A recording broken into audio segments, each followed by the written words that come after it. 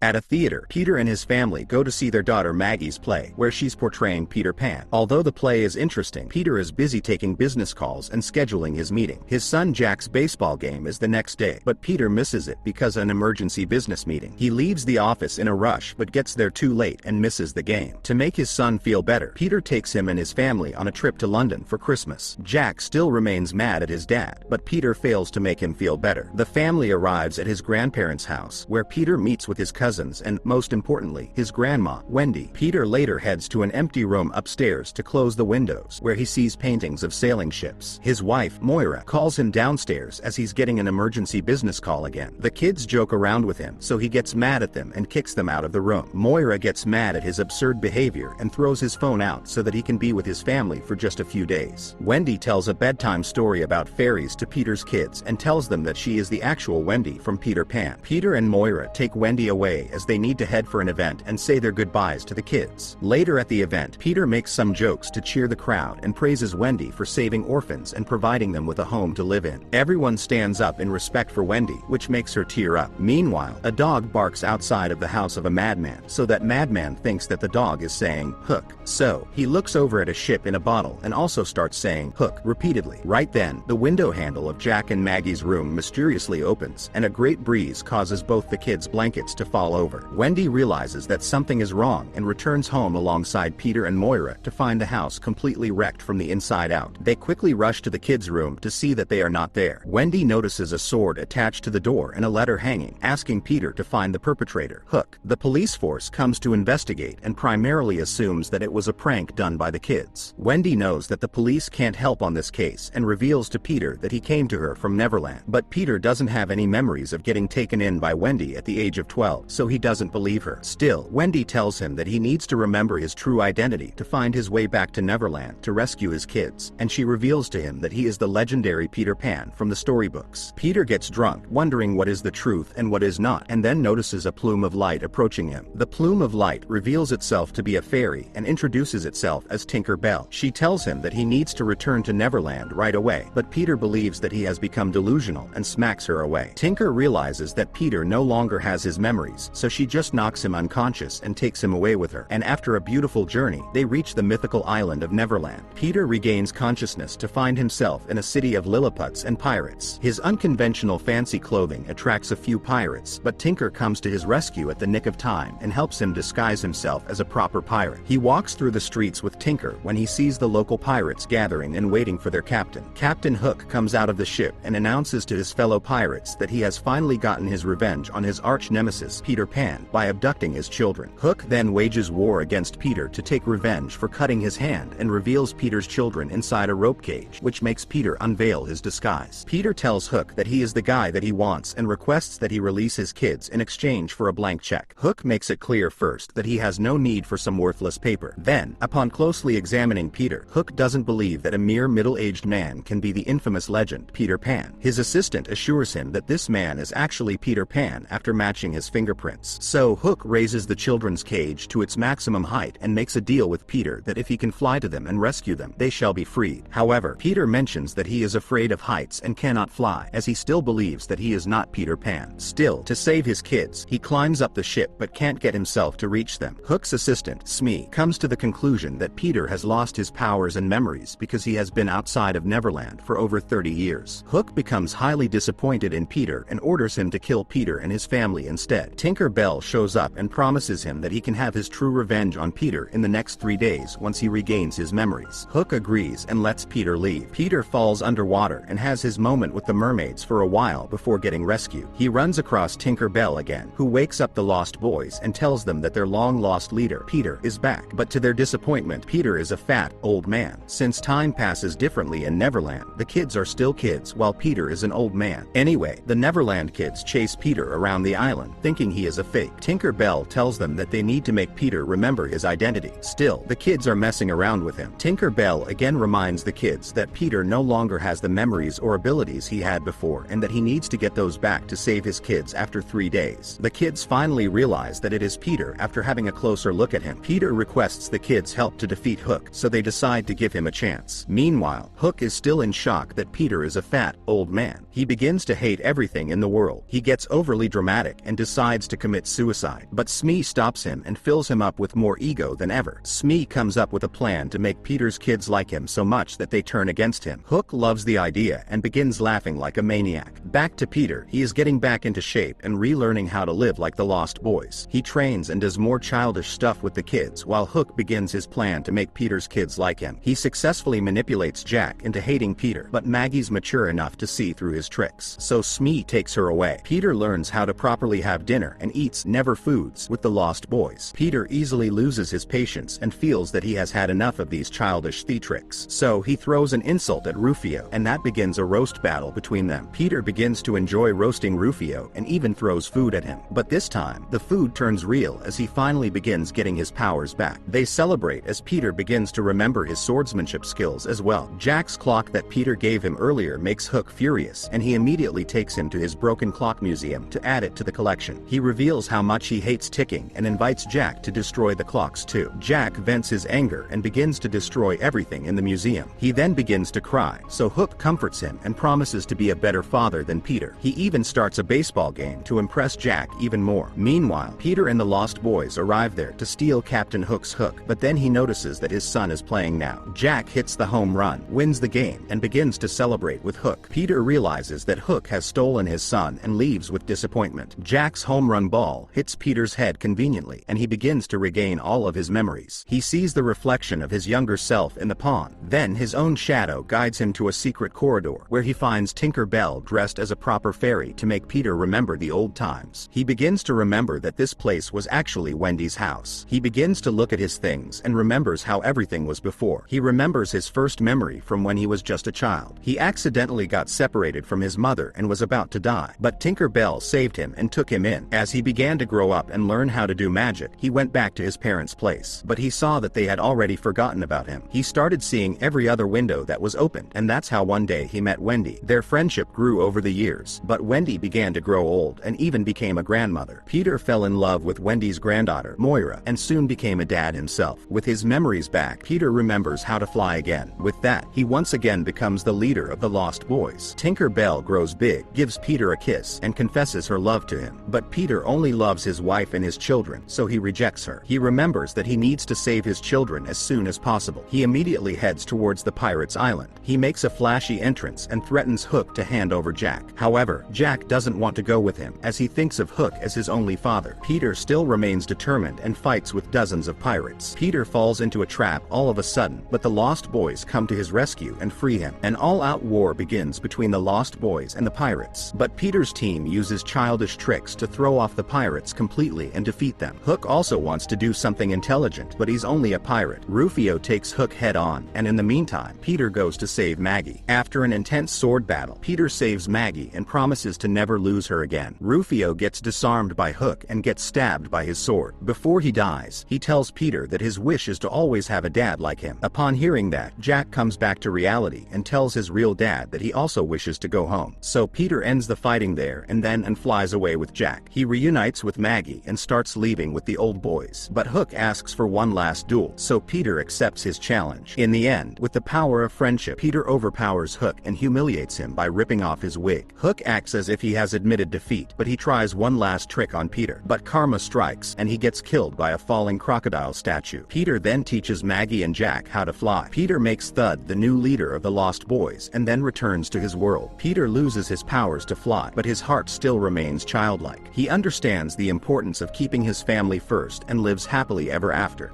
Thank you for watching. It may be easy for you to like and subscribe, but it means the world to us.